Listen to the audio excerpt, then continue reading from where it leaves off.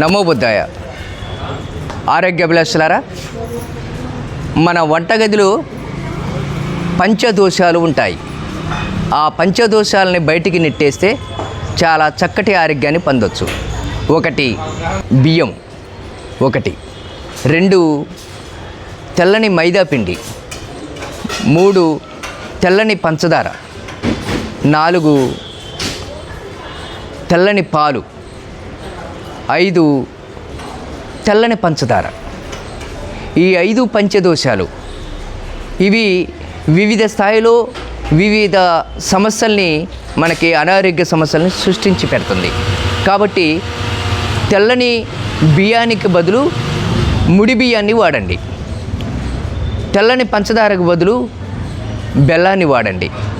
తెల్లని ఉప్పుకు బదులు రాక్ సాల్ట్ని తెల్లని మైదా పిండికి బదులు గోధుమ పిండిని కానీ రవ్వని కానీ వాడండి.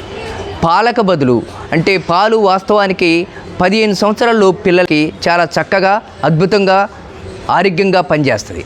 15 సంవత్సరాలు దాటిన తర్వాత పాలు డైజెషన్ కావు. కాబట్టి పాలకు బదులు మజ్జిగను వాడండి.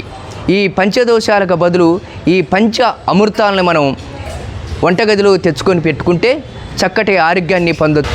ఆరోగ్య సలహాలు. నమో.